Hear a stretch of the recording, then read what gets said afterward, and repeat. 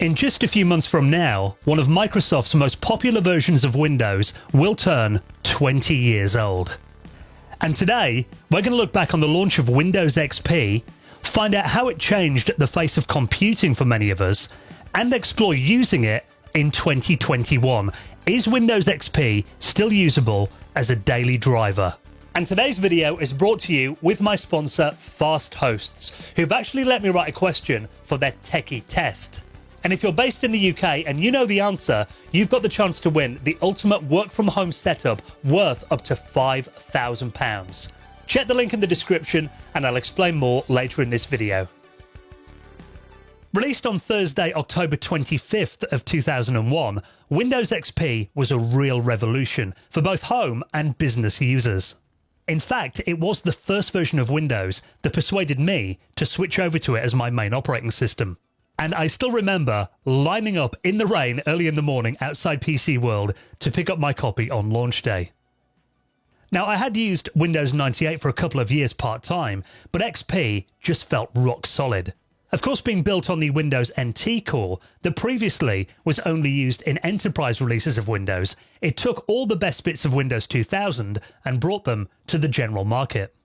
But it wasn't all sunshine and roses. The release of Windows XP came off the back of a huge antitrust law case where the US government accused Microsoft of illegally maintaining a monopoly, and a fact that was reminded to Bill Gates during launch day interviews. I don't want to finally be the one on your big day to remind everyone of this, but in the courts, your company has been branded a bully.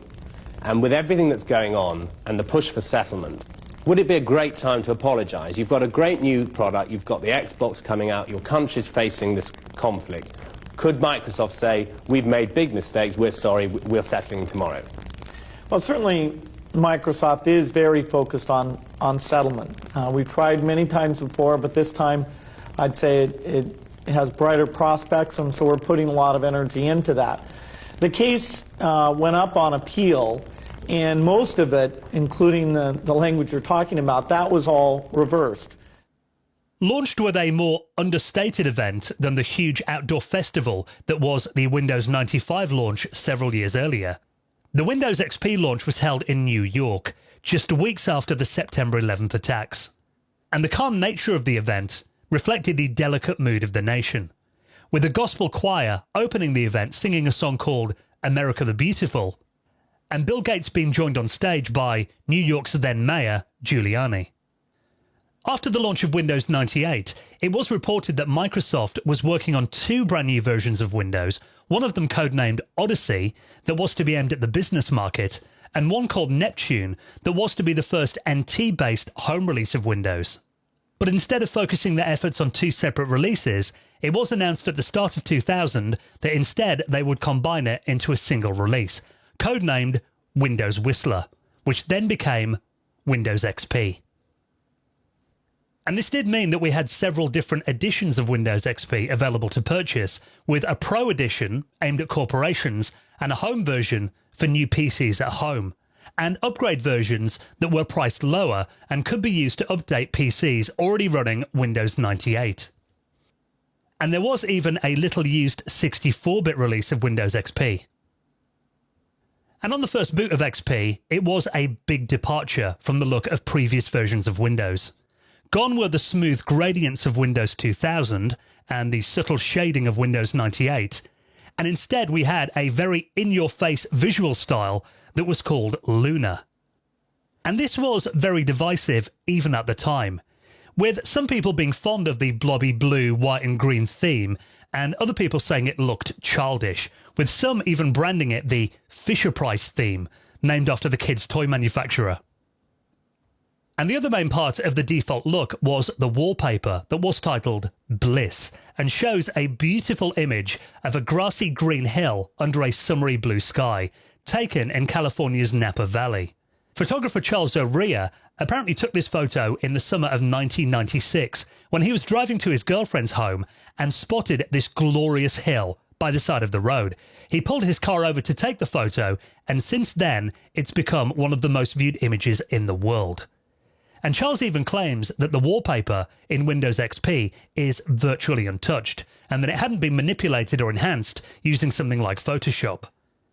Now, over the years, there have been various attempts to remake the picture in the same location, but nothing that looks quite as vibrant as the Bliss wallpaper.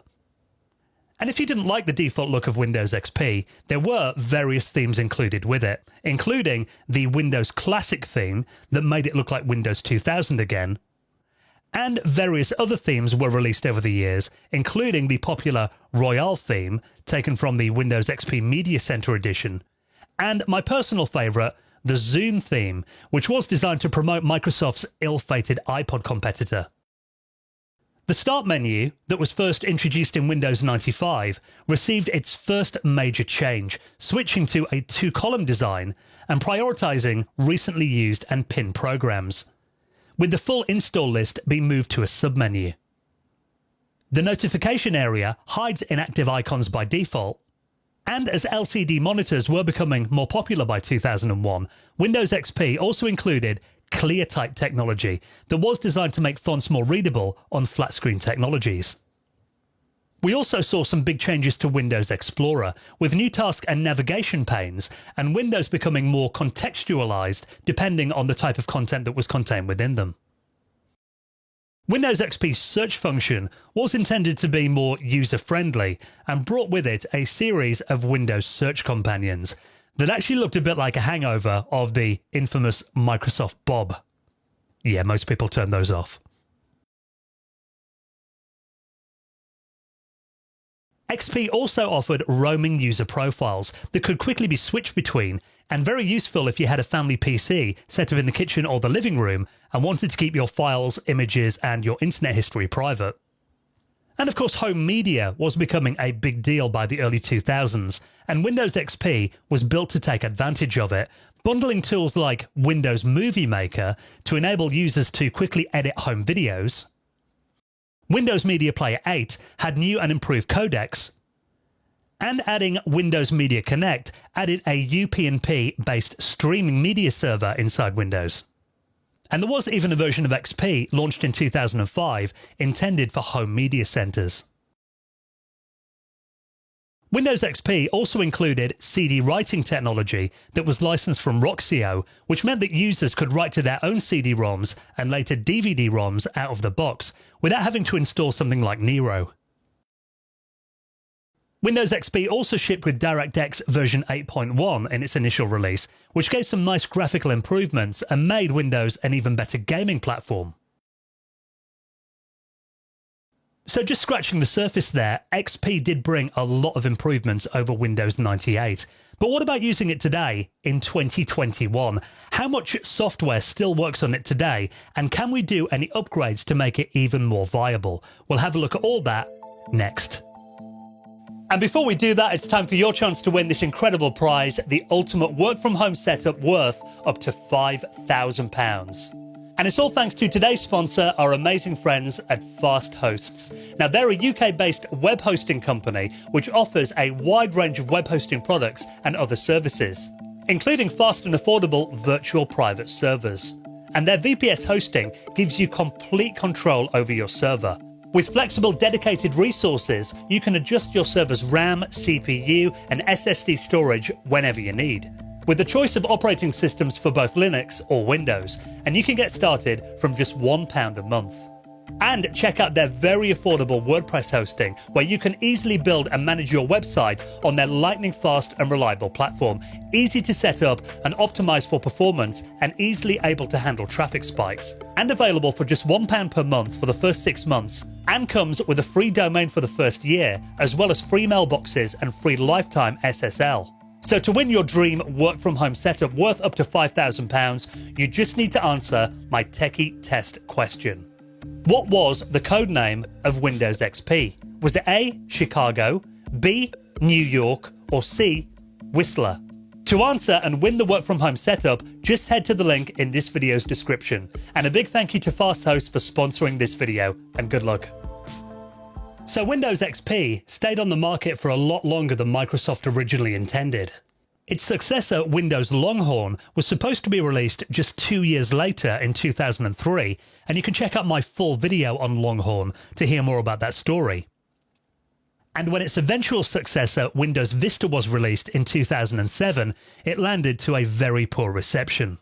So many companies and users just stuck with Windows XP, meaning that Microsoft had to virtually drag them, kicking and screaming, off of XP onto Windows 7 by killing Windows XP off and ending extended support in April of 2014, over 12 years after the operating system was first released.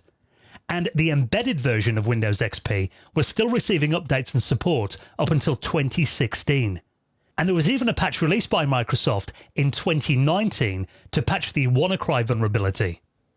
So Windows XP lasted a lot longer than Microsoft ever wanted it to, but using it in 2021 as your main operating system is obviously not recommended by Microsoft or really anyone who cares about security. But there are some ways to keep Windows XP running and keep it more relevant 20 years after it was first released. And believe it or not, there is still software supporting XP today. Now, of course, the main thing that we need to get anything done in 2021 is an up-to-date web browser. And there are operating systems like Chrome OS that today are essentially just a web browser. So if we can get a modern browser running on here, then really we are 90% of the way there. And of course, the mainstream browsers like Chrome, IE and Firefox all abandoned XP inside the last decade. But there are still 2 active web browsers that are in development that I could find for Windows XP. One is called Chameleon, and the one that I'll show here, MyPal. Now, this is based on the Pale Moon browser, which itself is based on Firefox, and the aim of this project is to provide a current, secure and reliable web browser that works on Windows XP. And actually, it works pretty well. In here, we have access to websites using modern security protocols, and things that you'd use in day-to-day work life seem to run just fine in here. As you can see, I can use Google Docs, and that runs completely fine, as you'd expect. Your social media sites work in here as well.